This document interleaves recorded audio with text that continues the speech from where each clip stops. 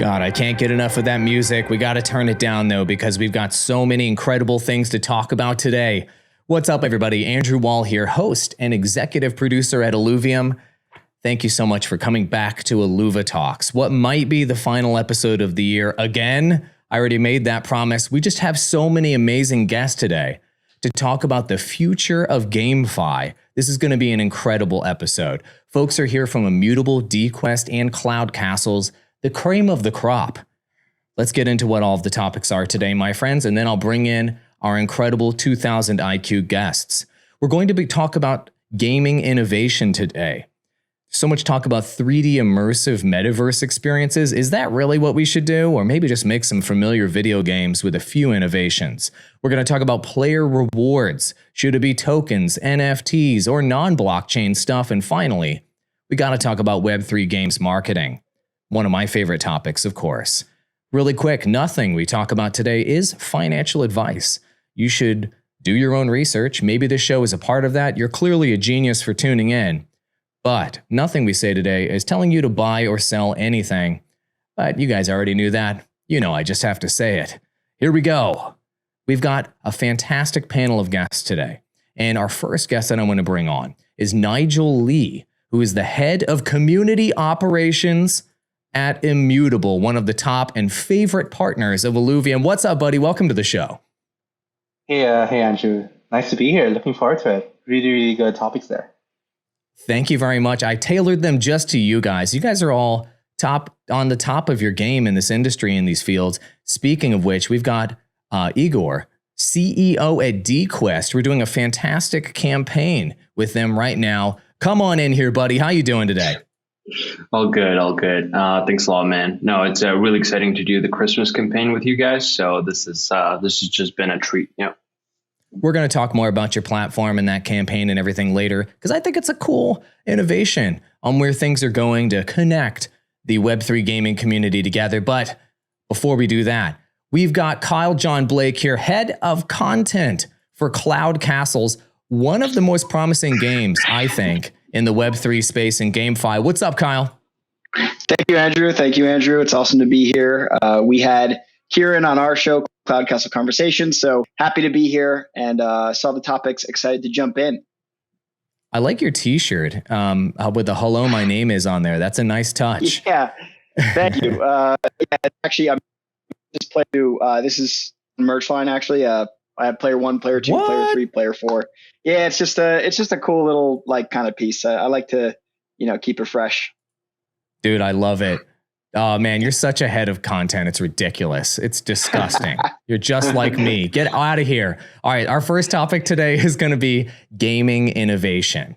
And what do I mean by that? Well, the thing that's coming to mind for me, and I want to ask you about this, Kyle, because Cloud Castles is obviously an up and coming game.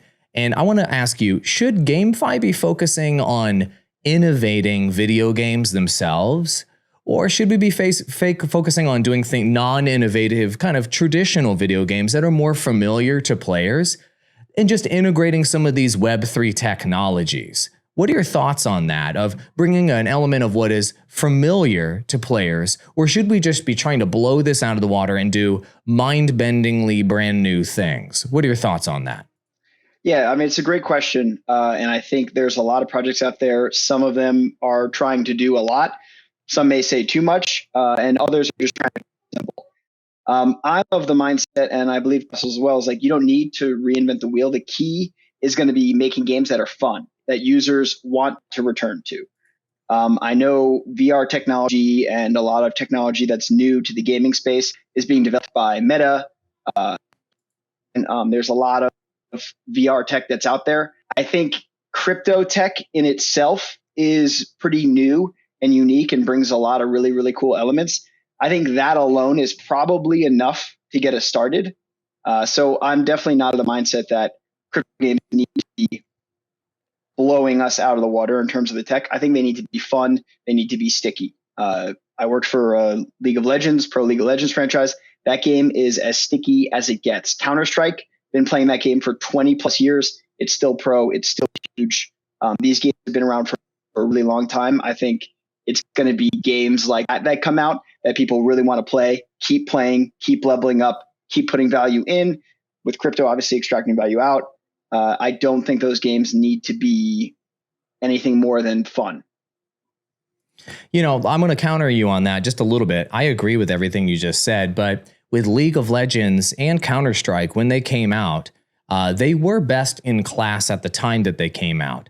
League of Legends, the only competition when it came out in the MOBA space was the original Dota, which was just a mod on Warcraft 3. And so League of Legends did blow out of the water the graphics capabilities and systems that the first MOBA, Dota, had. And obviously Counter-Strike did the same thing when it came out. So it wasn't just fun and sticky. It did kind of have, let's call it a AAA polish on an existing genre. So how important do you think that is? I mean, Cloud Castles clearly has this unique art style. You guys are going Unreal Engine 5. Correct me if I'm wrong, but how important is that polish, that sparkle on the video game versus just the fun factor? I'm curious to know what you think on that, Kyle. Cloud Castles will have polish and sparkle for sure. I mean, we're using Unreal Engine 5. I'm working with our lead devs every day on content. We have our art director came from Call of Duty. Our creative director had worked on Tomb Raider. We have artists from a lot of the biggest games that are out there. I don't want to give too much away right now, but the game is looking really, please really do. Good.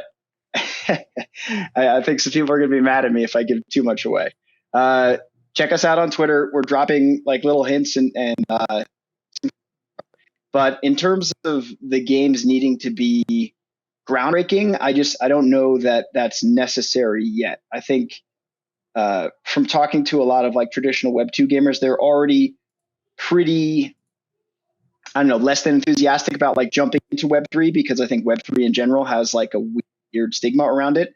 Yeah. So I don't know that the games themselves need to be like super, super groundbreaking. And yeah, you said like League wasn't the first MOBA. Like CS wasn't the first FPS game.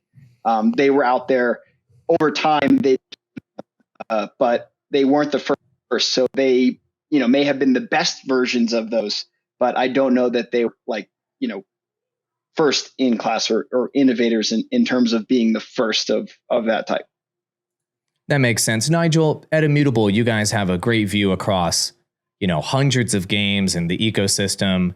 I'd be curious to know what your take on this is. Do you think that the blockbuster games on the Immutable marketplace, let's say, of the future, are those going to be games that do something we've never seen before, come up with a new genre of gaming, bring in gameplay mechanics where players go, what the F is this even, and have to figure it out for the first time? Or is it more so going to be bringing in familiar gameplay experiences, familiar intellectual properties, and then layering ownership, layering tokenomics, maybe governance, and some of the innovations that are happening in the space on top? Curious to know what you think those blockbuster hits are going to be on Immutable. For sure. And it's a really good question. Even though we like to think of Immutable as one of the protocols that try to bring NFTs, digital ownership, all these fancy new things into the market, we try to keep a lot of practical sensitivities of how we think of this as well. And what we mean by that is you can take a first principles approach about this. What we're really fighting for or fighting against is people's attention. They're already doing something, whether that be playing a game, staying in Instagram, in TikTok, etc. If you want them to play your game, then they have to trade off doing something else already.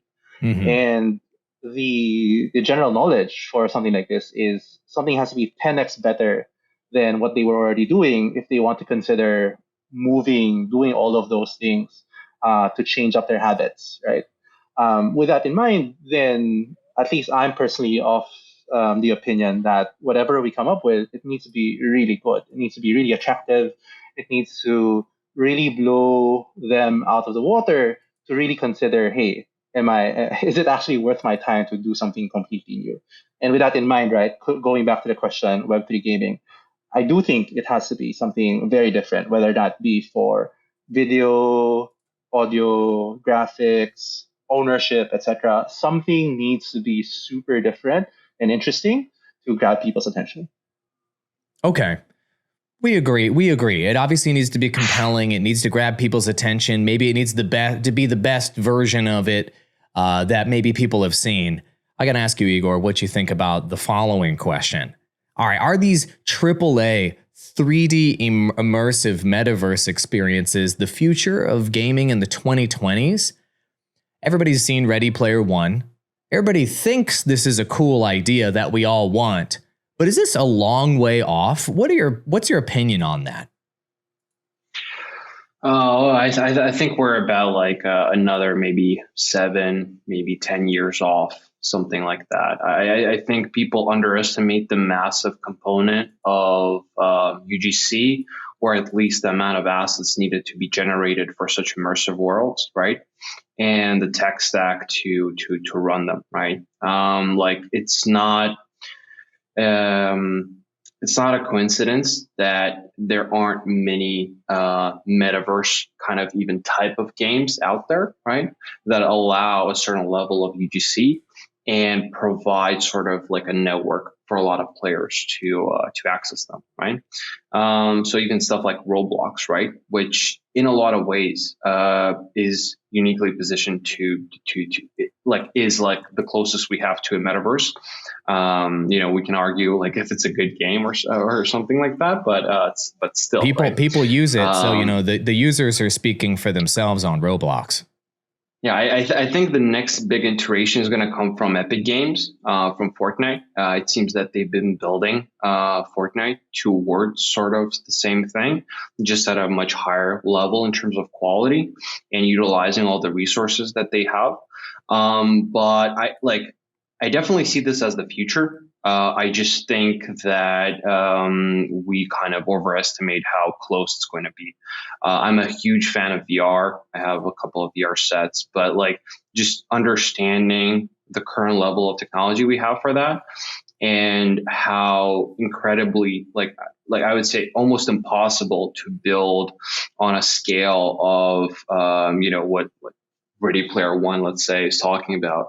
It's incredible. It's incredibly difficult, right? And you can like look at what Meta is doing with their sort of try at VR chat to see how bad it is, and look at how much money they're spending on it, right? That's like what's going on right now. Like that's the level of kind of, obviously there's a lot of ways to do it better, but we're going to need a lot of time, right? I think for now, it's truly about really making addictive games that are super fun.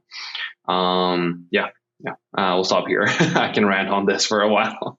Well, I want to talk about this because it's what people are looking toward, the average person. If I went and talked to, I always think about my mom and my wife.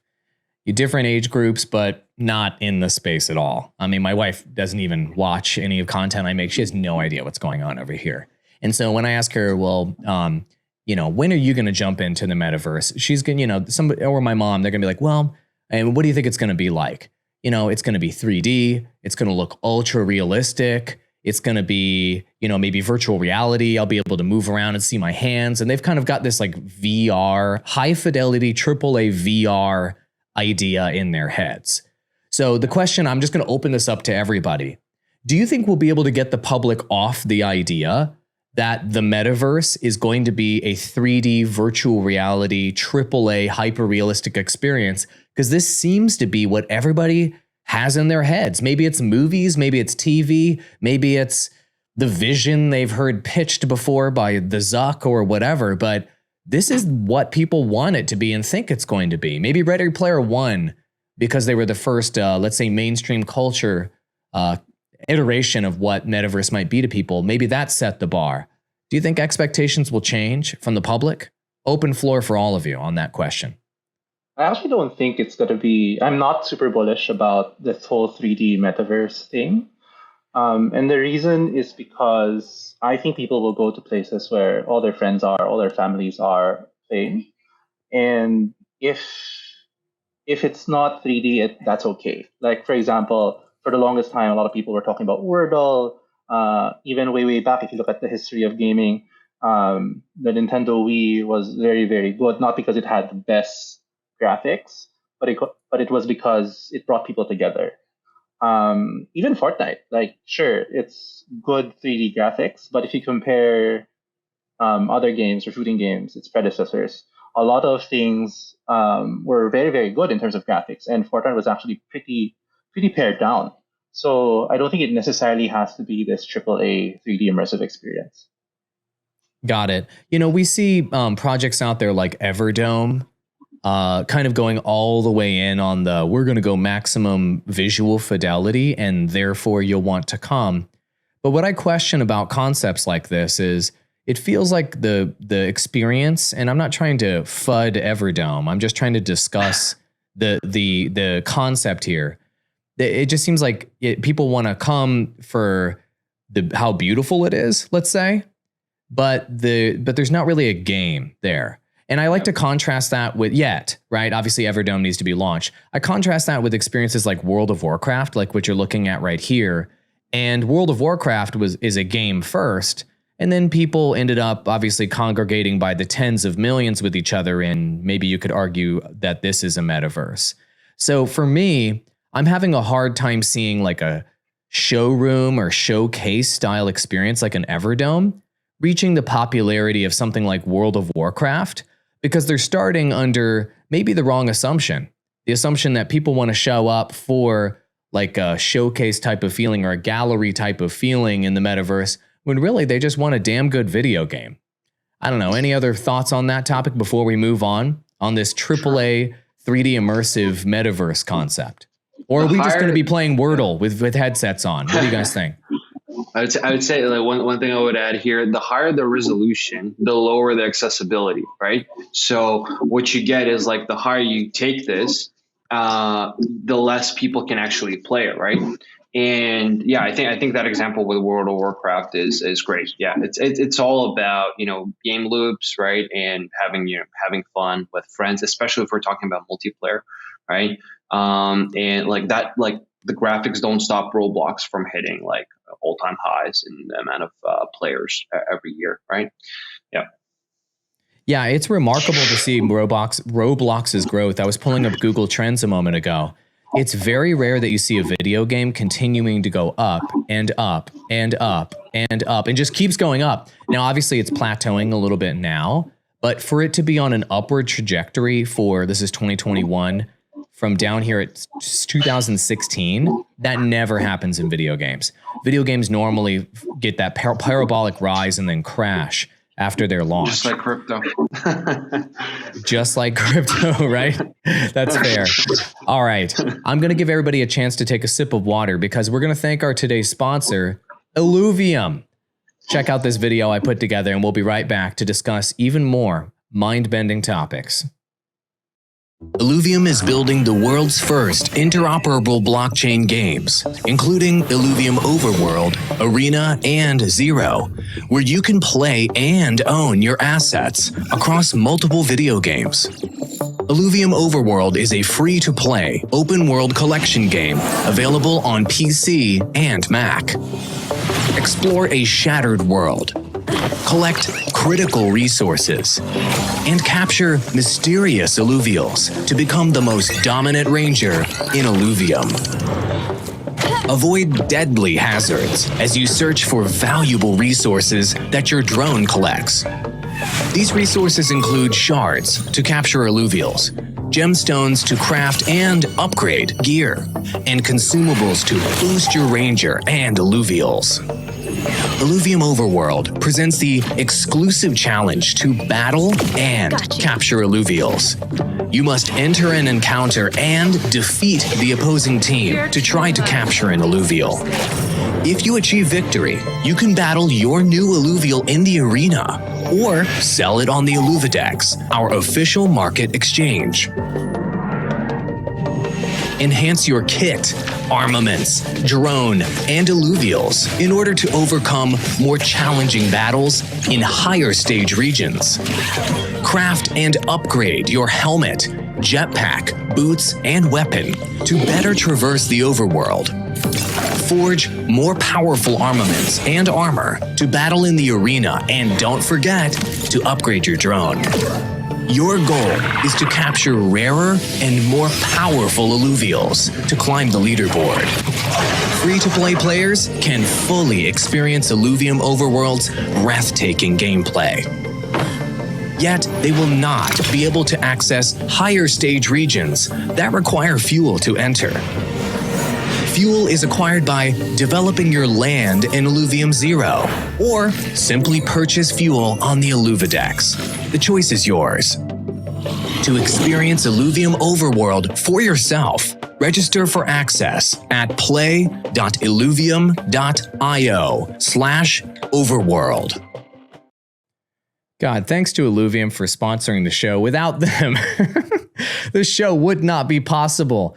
Just kidding, of course. Illuvium.io/overworld is the site. Go, if you have not already, register for the beta. If you want beta access to Overworld, you can go collect Illuvials, collect resources, forge things in the hub, and enjoy what I think are the best graphics in Web3 to date. Hopefully somebody puts out something better in the future. But I'm just really proud of what the team's put together. Go experience it for yourself. Please test the game. Tell us what's broken. That would be great. That would be super, super helpful. All right, let's move forward on our next topic, my friends, because we've got a lot more to discuss. And in this next one, I want to talk about player rewards and start out with Igor and see what you think. So there's so many different tokenomics models, as you're aware, out there for rewards of giving away 30 or 40% of your total token supply in earning. Which the industry is sort of moving away from earning, but some projects have kept it on board, to other projects that don't provide any earning opportunities and just provide ownership through NFTs. And there's a spectrum of rewards that are being provided. So the question is, should GameFi be rewarding players with tokens, NFTs, or should they be using non-blockchain incentives to get people to play more and engage? Igor, what are your thoughts on the right way to reward players to engage with this space? That's a hard question. That's for sure. But you better have the correct answer. No, I would say that we've kind of like, went hardcore into blockchain incentives, right? As a user acquisition component, right? For games, which makes a lot of sense, right? And I think for that first push, it was inevitable. And I think we're going to have a lot of pushes in the same regard, right? For GameFi projects still, right? But in general, I think we're going to be moving towards more conservative type of blockchain incentives, right?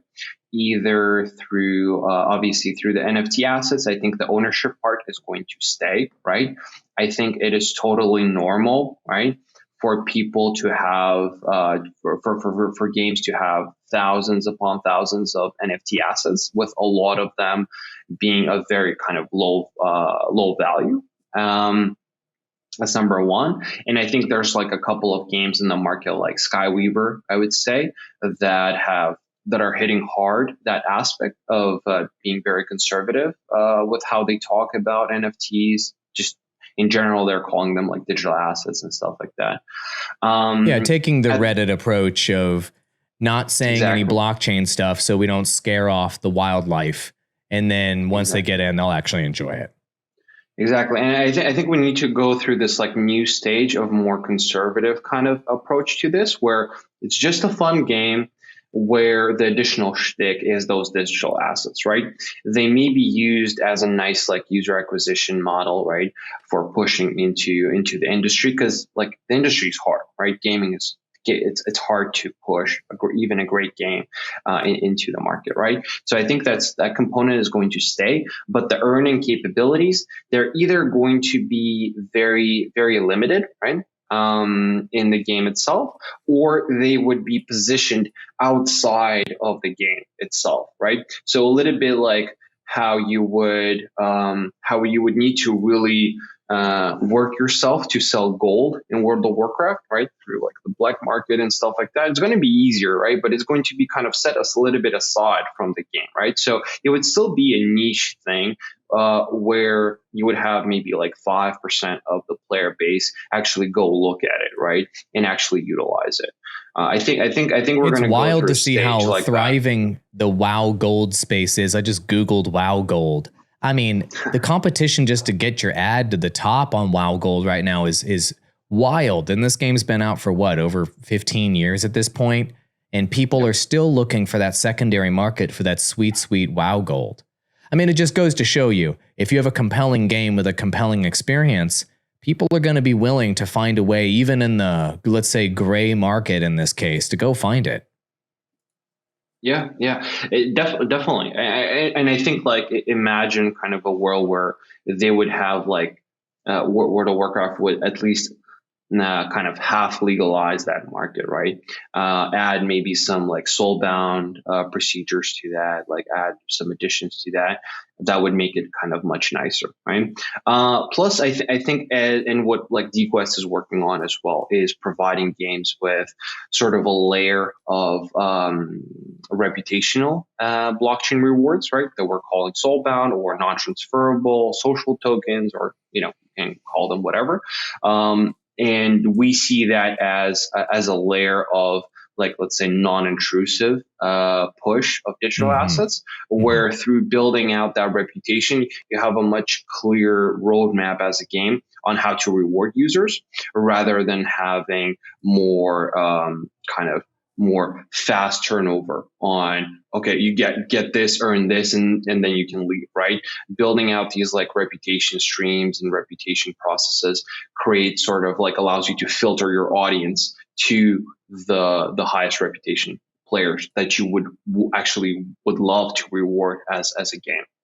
Yeah. Help me understand. So a lot of people are using the word reputation as like a new currency that's going to be available in Web3. Obviously, we all have reputation, let's say not on the blockchain right now, of just what other people think about us. But help me understand how reputation becomes something more tangible because of blockchain technology. And how's that going to manifest into the gaming industry? People are talking about reputation tokens, reputation systems. I've advised some Web3 startups that are like, we're going to be like TikTok, but with a reputation token. Like, what does it actually mean? I'm curious to know, Igor, what does that actually mean? Oh, yeah, that's also a good question.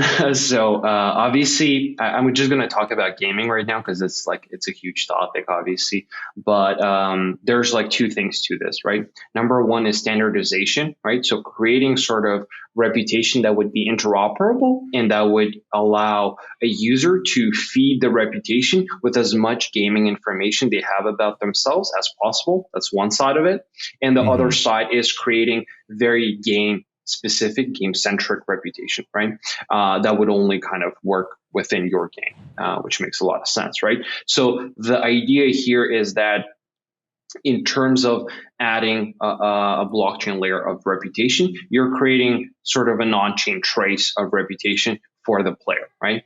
Then you can use that on-chain layer of reputation in a way of user acquisition, right? You can use that for additional incentives for the players.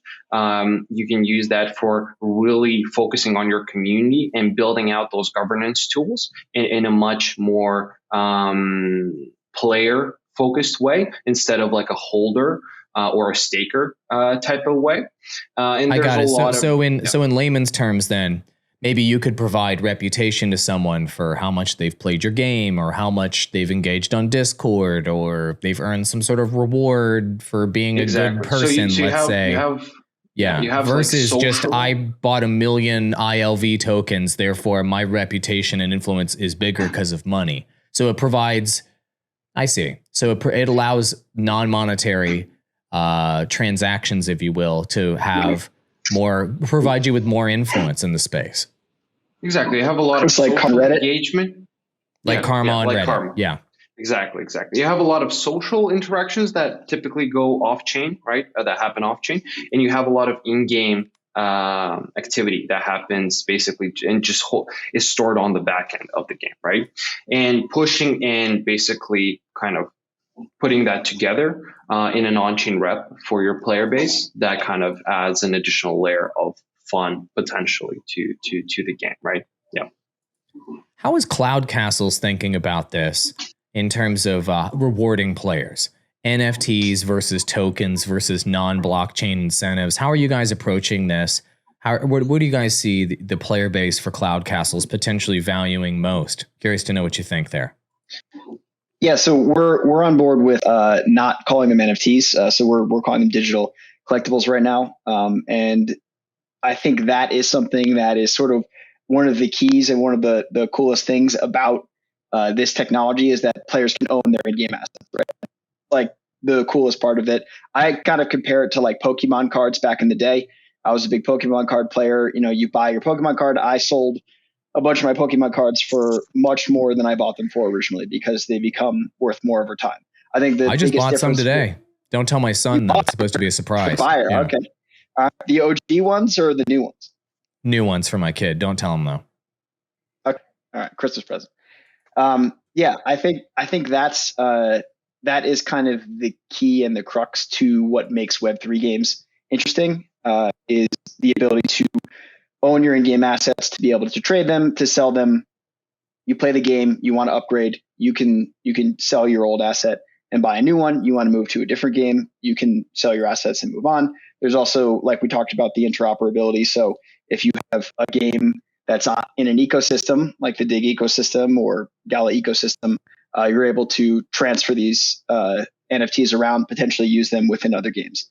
That's for sure something that we're planning. I think tokenomics becomes a little more of a slippery slope. We're not like 100% ready to talk about it like fully yet, but some things to be aware of, I think, with tokenomics is you don't want to put out a game and a tokenomics schedule that people just show up to farm, because then you're attracting the wrong audience. And I think this has happened to some games that are out right now.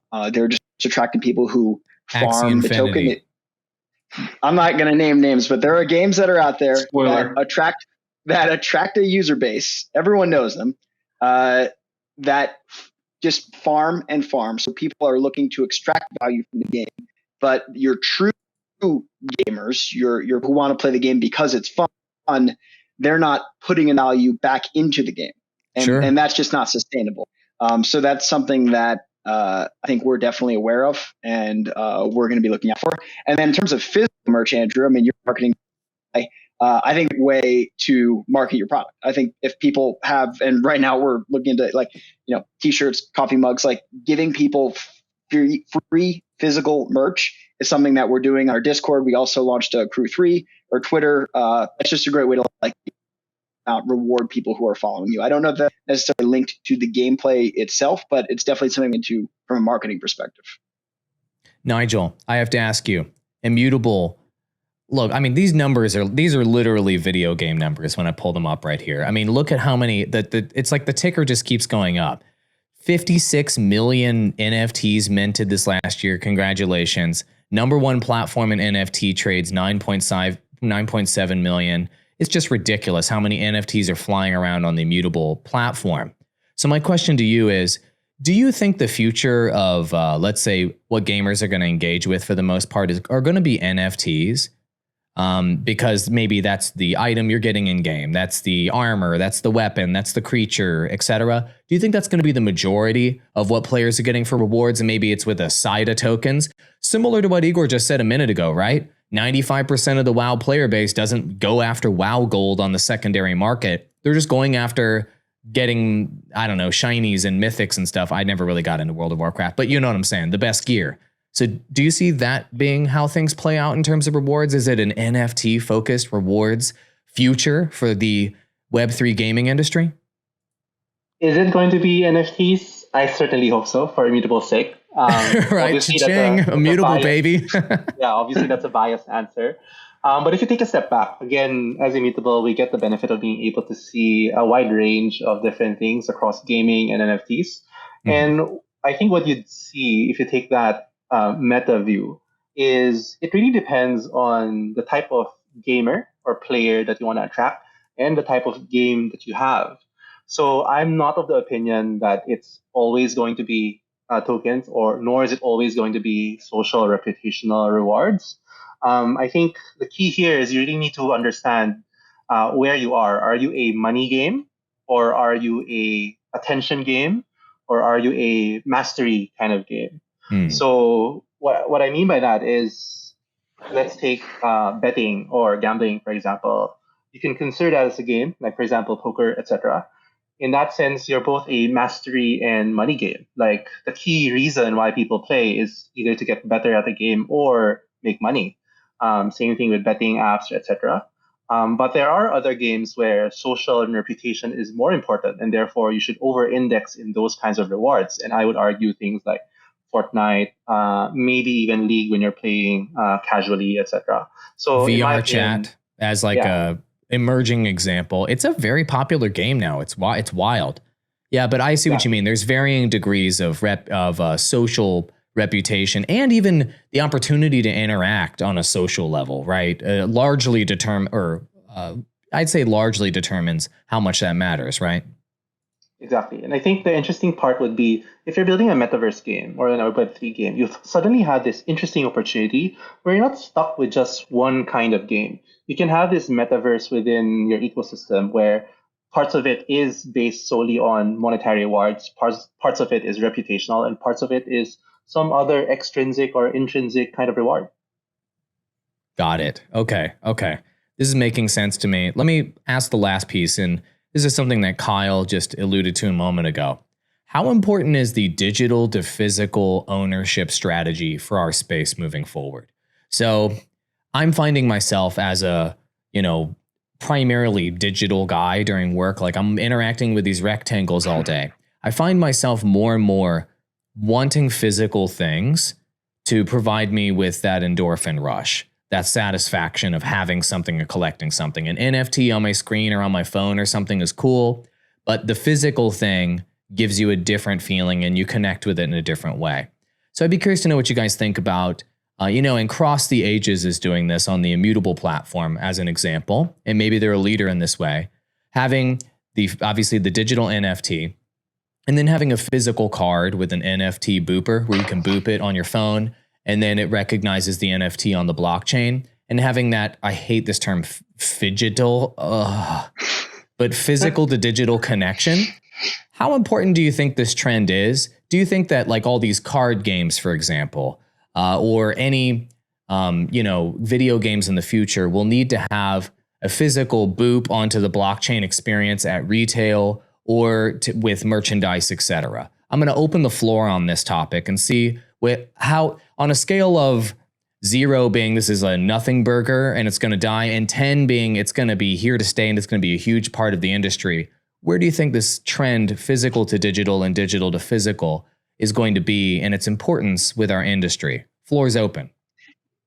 Andrew, didn't you guys, I remember seeing a video where you printed Illuvials out, right? And you were giving away like poster size ones or like big ones to followers in one of your videos? We have a 3D printer at our HQ, a really expensive, nice one or whatever. And yes, we do have plans to do like, let's say, collector's edition style physical statues. And we do plan, to my knowledge, to have a physical to digital tie-in with those. But those are a very premium item, right? Like the average person isn't going to be able to just shell out, let's just say it's hundreds of dollars, let's say, for a premium statue like that. But yeah, we do have those sorts of plans. And or posters too, right? I saw like, you could print them out and have it framed or something like that. Like that's, I think. I can't give the specifics on that one, but with the Illuvatars, yes, we do have plans. I would like for when people check out and buy their Illuvatar, for them, this is just my desire. I'm not saying we're promising this, for them to be able to add on a printable version of their Illuvatar to hang up in their space so they can have a physical connection to it. Not a promise, just a cool idea. Yeah. So I think that's an awesome way to connect people with their digital collectibles, their NFTs in a physical way. I think something that maybe we haven't thought all the way through, as this is like new, is like, well, if you sell or transfer it, then you now have this like physical thing to something that you don't own digitally anymore. So where are you at with that now? Like, okay, well, I don't really own this anymore digitally, but I still have the physical version of it. Curious to see how all this kind of stuff plays out. I mean, it's new, so it's like it's a cool thing to think about and to do. And like I mentioned in my segment, like from a marketing perspective, from an engagement perspective, from a when you're trying to get your name out there and just trying different stuff and trying to bring people in, it's cool. Right? I mean, everyone loves Funko Pops and all, these like physical kind of like character art and this kind of stuff. So I think it's something that should definitely be considered. But I don't know that it's 100% necessary. Yeah, I would agree. It's not 100% necessary. But I'm curious to see how players like Cross the Ages are going to do this. And I'm going to open the floor one more time on this because I think it's a really interesting topic. Igor and Nigel, do you have an opinion on this topic? Do you think physical to digital is going to be a thing, or is it namely just going to be digital? What are your thoughts on that? I'm definitely a solid 8 to 9 out of 10 out of that one. Wow, it's going to be big, huh? Okay. I think it's going to be big. Like, maybe it's just my personal opinion, but if you take maybe the music industry as an example, right? Like, you can get away with just listening to music all the time digitally, but for some reason, people still buy merch of their favorite artists. People still buy albums, even though they don't necessarily play them. Just having that physically is just... You're talking about the physical record. And yeah, exactly. It's so wild. You're right. Record sales went up. Records. You're right. That's a good point. Yeah. It's cool. Just having it, just showing that you're actually a fan. Like, true fans have a physical representation of their fandom. I think it's going to be a thing. Okay. Igor, any closing thoughts there? Otherwise, we have some other things to talk about. Go ahead, buddy. Yeah, sure. So, kind of a couple of things that come to mind is like from the space from like 2016, and I think about like around 17, 18, we had a lot of talk around just having very expensive items, right? Have a tracking basically chain, and I even worked on like a logistics project back in 18 for tracking like tracking stuff in logistics on the blockchain. And for me, kind of reminds me a lot on that side. And plus, I think we already have this a little bit in just stuff for kids, right? So toys for kids, right? Some of them are actually like tagged, right, for like proof of authenticity, right? To some extent on the digital side. But in gaming specifically, I think the problem here is that if you're aiming at building like a physical market, sort of like, Pokemon cards, right? You need to have like massive mainstream adoption to build any type of that market, right? And even if we're talking about like the music kind of comparison here, what you would see is that like one band creates something that is always very small in quantity. Right. So it's like one album every couple of years, let's say, something like that. Right. Yeah. What we have in gaming is that games try to produce, thousands of stuff, right, of NFTs, of digital assets, et cetera, which is very hard to create a physical market on. Right. This good examples of how this works well, I would say, is Bored Apes. Right. They have a very large market of physical goods created by the community outside of the project itself, with like just a bunch of stuff, right, that they can make you for your ape. I think that's a really cool thing that really works, and kind of reminded me about when I was much younger. I was going super hard for those like exclusive editions of games, right? That would cost not like $60, but like $120 or $150, right? And they would have something bigger there, right? And I would still, maybe I would play the game and I would go like resell the game, right? But I would keep the physical item that came with it, right? I think you've all seen, obviously, the big exclusive versions of the games with, let's say, something from collector's editions. Yeah, collector's editions, right. And I think that's a really cool kind of concept to look at when you have a very limited amount of types of assets you maybe have like 5 or 10, maybe 20, like at max, right?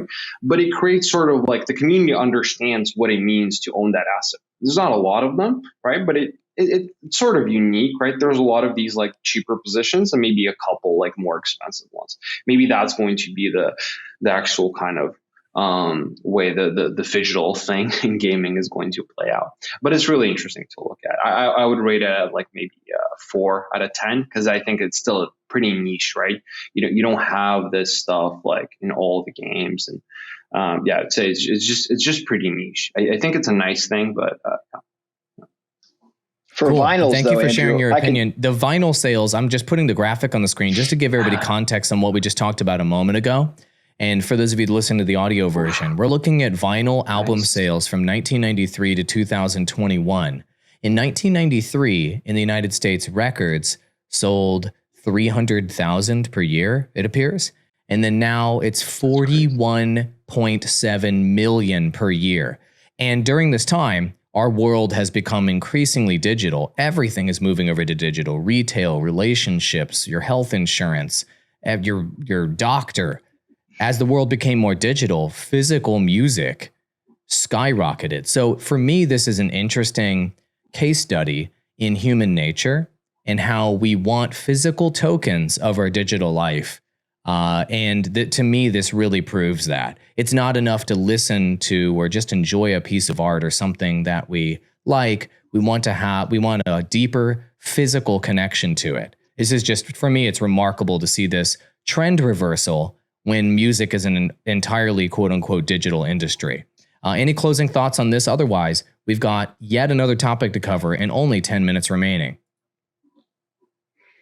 Well, to the next thing. Yeah, all right, we can move on. Oh, okay. I was just gonna say, no, all good. No, for vinyl sales, if you're a band and you say, okay, well, we're gonna sell a digital collectible, and everyone who buys one of these, we're gonna ship them a physical album, then you're basically just finding a different way to charge people for that physical album. And then once they get that physical album, they have, I would assume that the value of that NFT or digital collectible would probably go down versus like the purpose of a digital collectible being something that will go up in value over time because the goal of it was to get to that physical asset. So I would be curious, and if bands aren't doing this, I mean, do it, like for sure do it. It's definitely worth doing and something that like is a cool marketing ploy if nothing else. I just would be curious to see in the music space and then, eventually in the gaming space, how the value of those NFTs or digital collectibles would hold up once the physical asset's been received. Yeah, I think the album example is so perfect because it shows what actually matters. None of these people that are buying albums by the 41.7 million per year care at all about how much that album is going to be worth. They don't care at all. They're buying it because they want it as a collectible, and it is a token of their emotional connection to the thing, the work of art or the artist or the band or the concert or whatever. So to me, it shows what really matters when you're looking to get mass scale on something and have it go hyperbolic, which is, did you give them a great experience? Was that a great album? Is Taylor Swift really awesome in your opinion? Then great. You're going to buy that album, and you don't care if that album, you paid $20 at Pottery Barn this year and it's only worth $10 in 10 years from now when you sell it. They don't care. They just want a piece of something awesome that they have a connection with. Next topic, my friends, and we got to hit this one fast because we got to get out of here. Oh, just kidding. I need to talk about something very important. And that very important thing is our shared campaign we're doing for the holidays, friends, right here on DQuest. Great platform, by the way. And in this campaign, which you better get in there, link in the description below, beta.dquest.io, we've got an Illuvium campaign going where we're partnering up with all kinds of friends here in the gaming industry, lots of folks on Immutable and other video games, of course. Some of those video games may be represented in this talk. And if you take the actions in these quests, you can get rewards and you can learn about fantastic games and partners in the gaming industry. What a friendly way Can you to actually get together for the holidays. And click Illuvium Christmas? You see the button there? Yeah, that's where the actual Illuvium event. So you have like an advent calendar where you can click through. You first need to sign in, and then you can kind of click through these basically dates in your calendar and open up the actual activities. And then you can head over on the same page into the marketplace that you would find just right under the trophies there. Mm-hmm. And there you can grab rewards and spend points that you earn doing the quest. Yep. Yes, indeed. Go in here, experiment. If the button is available, click it and do all the things. And it's really cool. Go explore the DQuest platform for yourself and feel the endorphin rush of collecting rewards and supporting great projects and fantastic partners in this space. And that brings me to our last topic here, which is Web3 games marketing. And I want to kick it over to Nigel first here. So here's a question for you. This one's fun. Is it ethical to provide influencers, the media partners, with tokens or NFTs or other game-specific items of monetary value to market Web3 games? Do you think it's ethical to do that? What's your opinion on where, I guess we could print infinitely all these assets, right? Yeah. If you're centralized, let's say as a studio or something. So does that cross an ethical line? What are your thoughts? I think there's two parts to that question. One, is it dirty to pay somebody to promote something, i.e. the influencers? And then the second part is, what do they promote about, right? I think it's easier to answer that question if you split it up into those two. Now, the first question, is it okay to pay influencers? I think so, mainly because if you look back at YouTube, in the early days of YouTube before, there was a lot of hoo-ha when YouTubers first were monetizing. Everybody felt like it was being a sellout or being dirty to do so. Then the narrative really changed very quickly over the years. I don't think that's the issue. People deserve being able to monetize the network that they have. Next is, what do they actually market about? And I think this is where all the issues are. Should they market about expected returns? No, I don't think so. I think that's where it crosses the line. But should they market about a game that they really, really like, where the gameplay is just awesome and it's just something new? That I don't see a problem with. Okay, that's fair. I understand what you're saying. Do I think influencers should be compensated financially? Of course. That's their entire business. An influencer's business or a media company's business is selling attention for money. If they can't sell the attention for money, then they're out of business. So that makes sense. Kieran has spoken many times with Illuvium passionately about, we want there to be a fair start though with Illuvium, where if we give away, let's say, top Illuvials that have like the best, attributes, let's say, and people are able to start on day one of playing Illuvium with better NFTs, better items, better gear, insert, whatever the thing is for other games too. Do we think, and I want to kick this over to you, Kyle, with Cloud Castles, for example, let's say you guys gave out some really kick-ass gear and items and creatures and things before the game launches.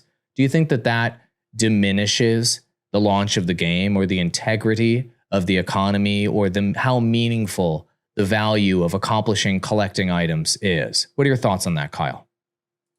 Well, I mean, to go back to, I guess, the original question for a second, but economy, it's branded content, providing people with either money or native token or whatever to help promote. I think that's just the nature of the creator economy. So I don't think it's it's cheating or it's playing dirty or anything. I think that does get because I know some projects were pushing and maybe they were only talking about, oh, this is going to 10x, this is going to 100x, this is going to make you a millionaire. And then that mania and that hype kind of starts out. And that's kind of where it gets like weird and murky to me. And like, we're definitely not doing that at Cloud Castles. We're actually even talking about this is going to 10x or 100x make anyone money. We're just trying to a cool game. And I think some games it would be concerning if certain parties are starting out with way better weapons, or similar to League. We were planning a skill-based matchmaking system. So if you do happen to get people, or you spend more money to have a better creature, you're going to be matched up against opponents who also have like similar level of creatures. Mm-hmm. So the game itself will be kind of fair because of the skill-based matchmaking system. Yeah, and it's still cool for the user because like I want to play with this level dragon that's like the cool everything. I want to play with that creature. I don't want to just be like owning people who are like not as good as me. That's not fun to me either. So it's all about, again, tying back to just making a fun game, a fun gaming ecosystem that people want to play and not just play once over again and get your friends on. And, you have your hour at the end of the night. What game do you want to play? Hopefully you want to pop on and play Cloud Castles with your friends because it's fun. Understood. Obviously, matchmaking can help solve some of these issues. And we see similar problems, let's say, in mobile games where you can pay, like that kind of really popularized the pay for power economies. Like Diablo Immortal. Diablo Immortal is a great example. I started playing that game, and then once hundreds of dollars of my money disappeared, then I uninstalled. I mean, but that it happened to be with Raid Shadow Legends and all of the other sort of games like that are basically just a casino that are pay to win. They're casino that's branded like a video game, right? So let's kind of round this topic out on the influencer side. The partnerships. Oh, look at all of us. Do you guys feel the love right now on this call? Look at all of us partnering with each other. Look at us collaborating. The holiday spirit. It's the holiday spirit. DQuest has the jingle Christmas ornaments on the tree on their website. God, are you guys feeling it? Well, we're feeling it right now in the Web3 gaming space, way more so than the Web2 gaming space. But, the market's small.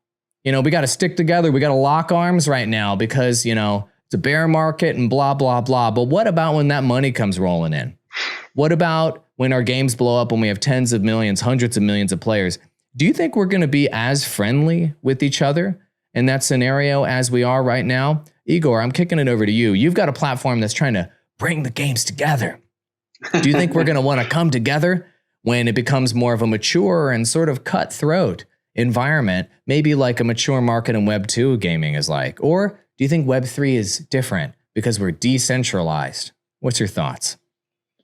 I think, I honestly, I still think that it's going to continue, right? Just obviously there's, I don't know how the morality aspect of it, right? But there is definitely a very obvious user acquisition aspect to this, which makes it, just very, very beneficial for a lot of the parties to do stuff together, right? And cross pollinating communities, right? It just makes a lot of sense, right? So if you feel that the game is on the same level, as you are, right? And you're happy to introduce your community to that other game, then, just take the flag, right? And I think that's just going to continue to happen. It's just why I think is different in Web3 is that we are all about communities, right? What you see in the Web 2 world and what we see, for example, talking with a lot of devs and game makers that come from the Web 2 world is that they're not so accustomed to the Web 3 community shenanigans, right? So for them, it's something new that they want, they're discovering just now, right? Usually publishers would do this for them, or, you would need to be an indie game and fight your way through building a community to really touch that soul of community building in Web 3, or this is more prominent MMORPG building, for example, communities. So yeah, I think it's just because we're so community centric that this is just going to stay here. And with games not being so cutthroat, there's just such a heavy incentive to share communities that it doesn't really make sense not to do it. Yeah. Interesting. That's obviously you would feel that way. You're obviously building DQuest with that spirit of love and what have you. I'm going to put Nigel last because I think I know what his opinion is. Literally Immutables, entire thing is bringing everybody together. Kyle, what are your thoughts? Let's say Cloud Castles ends up, you guys get 100 million daily active users. You're just crushing it. Everybody's in these castles, man. And you guys are just raking in the money. Everything's going great. And then there's at that point, obviously, there will be 20, 30, 40, 50 Cloud Castles adjacent games, right? That's how all these markets work. Will Cloud Castles be come on in here, bros. Let's do an AMA. Let's share our huge customer base with you guys. Come on. Yeah. You can go play a competitor's game. I'm asking seriously. Of course. No, I think yes. I mean, a rising tide raises all ships. And that's been our mindset from the beginning. I think bringing in other games, I think we're all on the same team. We're all on the Web3 gaming team. And I think it's going to take all of us working together to bring people from Web 2 games over to these Web 3 games. So if one project shoots up, I think it should be on them to help bring some other projects along, because then maybe a different project will tap into a user base that project didn't have access to.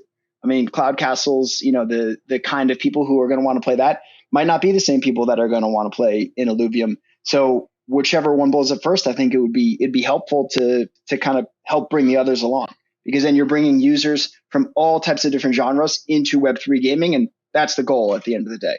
That just makes the pie that much bigger for everyone. I'm trying to break your spirit here. So what if you don't like these guys though? Like what if it's like Blizzard Activision or something, and they're coming in and they're predatorily running ads all over all your stuff, and like they're doing stuff that really pisses you off? Are you still going to be like, hey, we still got love for you? You really feeling it that deep? So first of all, I don't think this is my call. I'm not the CEO of my company or the CMO. It's just a discussion. I know. But I think for like, in my opinion, I think we're open to playing nice with whoever's open to playing nice with us. And, I'm not out here to start crap with anybody, or, we're trying to bring new users into Web3 gaming. Like, that's the goal. So if there's people out there that are stomping on our game, then like probably won't be inviting them on an AMA. But if other people are, wanting to have discussions, I mean, I'm always open to it. I'm going to frame this. Thank you for that. I appreciate it. You guys are just such softies. Like, you really care and all of that. That's nice. Nigel, I got to ask you. So you guys may run into the problem over at Immutable. Let's say you do become the Steam of Web3 gaming, right? I think that's where you're headed, right? As a platform, the marketplace in particular. And let's say you become the dominant launcher / marketplace for Web3 games. Let's assume that happens, and let's assume your user base 100x's from here. Do you foresee a scenario where it gets tough to bring people in for some of the reasons I'm bringing up? Because companies are competing, because they want to have Immutable exclusives, because they don't like some CEO, all that stuff that happens in business. I mean, do you foresee some challenges here once we move from this kind of we're all loving each other phase into maturity? What's your opinion on that? So we need to be commercial about it. Maybe that's a good way to think about this. Competition is not revenue optimizing. The best way to deal with that kind of problem is, for example, let's say you have a game that's really, really strong. Do you force them to collaborate with smaller games? The question you have to be asking is that morally or ethically correct? But rather, what's the best way to grow revenues very quickly? Mm-hmm. And I think the right answer is not that, but rather that game is at a different playing field now. So rather than collaborating with smaller games, what they should actually be doing is collaborating with different types of companies. Like, for example, they should be collaborating and branching out to the Nikes of the world or the Mattels, etc. Right? So that's expanding the tent. Mm-hmm. Exactly. And then if they do it right, it gets new users into the protocol, which is ultimately better for Immutable and ultimately better for all the smaller games out there, because it's a bigger pie for them moving forward. Man, you guys really dodged my attempt to have a fiery chat here on this one. This is great. I agree with all of your answers. I think those are all sober takes. And obviously there will be challenges and everything as the industry in this space matures. But I think we're starting from a place of that's different than let's say the origins of gaming in the first place. Because we have interview formats like this, we have better communications with each other. We know who's inside these other companies. We can talk with them directly because the technology is here for us to do that today, or it wasn't necessarily here for us to do that 20 or 30 years ago. And so there's a lot more human-to-human connections and direct connections between collaborators. And I think that's going to make a huge difference with us continuing to collaborate with each other, right? Let's go around the table. This is your opportunity to tell everybody where they can find you and the fantastic organization that you're working with. Kyle, how about you, amigo? Thanks for having us on, Andrew. Awesome show. This was a blast. At CloudCastleGG on Twitter. Our crew 3 is there. We're also going to be collaborating. I think the post is going to definitely come out within the next couple of days, if it's not already, on the Illuvium holiday. Not yet. You're probably going to drop it next week. Yep. Okay. So it's coming out. It's coming out soon. There you are with our co-founder. Cool Yeah. interview. Illuvium people, go check this one out. Go on their Twitter feed. See this guy right here, this Yeah. Australian? Go check him out. So Kieran, actually, the first thing he said was that he was a huge fan of our co-founder, JVC, had made a game called Heroes of Might and Magic. And Kieran was like, I was a huge fan of this game, like growing up. So they had a little romance moment at the start of our show. But yeah, Oh, that's for real, by the way. He talks about that internally. We had a marketing conversation about it. He's like, can you believe it? Like they're making a game in our space. I can't believe I'm a co-founder next to this guy. Like he's like actually enamored. Sorry, I revealed that, Kieran. It's embarrassing, but you know, it is what it is. No, Kieran was super cool on our show, and happy to have him back. Or maybe we come on a show here. Maybe we get JVC on one of your guys' shows. But to bring it back, yeah, Twitter at CloudCastlesGG. I'm at Kyle John Blake. Cloudcastles.gg is the website. You can check us out on YouTube too, youtube.com/@CloudCastlesGG. And you can see that full interview that Andrew was talking about with Kieran, a bunch of other stuff, cool content. And yeah, we're just trying to make a cool game. We're out here just trying to convert Web 2 to Web 3 users, and Cloud Castle is going to be super awesome. And we have some really, really cool announcements coming out early next year. Doing a good job, amigo. Igor, what you got, man? Where should people go to check you guys out? I mentioned it earlier, but give us a little more detail. So if they're heading on over for this Illuvium quest or other quests, what should they expect? Hit me with it, buddy. Yeah, obviously you can find us on Twitter at DQuest. Obviously on Illuvium as well, on the Illuvium Twitter. Just scroll down, find the most recent news about the new Advent calendar days that are opening up and the partners that are there. If you head over to beta.dquest.io, right, definitely just go ahead in the Illuvium Christmas campaign. We're giving out 100 private beta spots every week. So there's just like a very high chance to grab that. We've already released like 3 quests about Illuvium, looking at different stuff. So literally the best place to onboard there right now. Just have, a bunch of cool events and things happening. Additionally on DQuest, by going through the quests, you can also level up and select a hero. That's also going to bring you some cool rewards later down the line. Yeah. Thank you for that. Such a cool platform. I love the execution so far. Nigel, what you got, amigo? I lead, obviously join Immutable. We have a Discord, discord.gg/ImmutableX. And if you have any questions and you wanted to reach out, DMs are always open at twitter.com, NigelWTLee as well. And yeah, happy to answer or chat about anything. Fantastic. Thank you so much for joining me, everybody. The spirit of the holidays. Look at us collaborating with each other. I appreciate you joining me. I'm going to boot you out now so we can end the show and all of you guys can listen to some fantastic Illuvium original soundtrack music.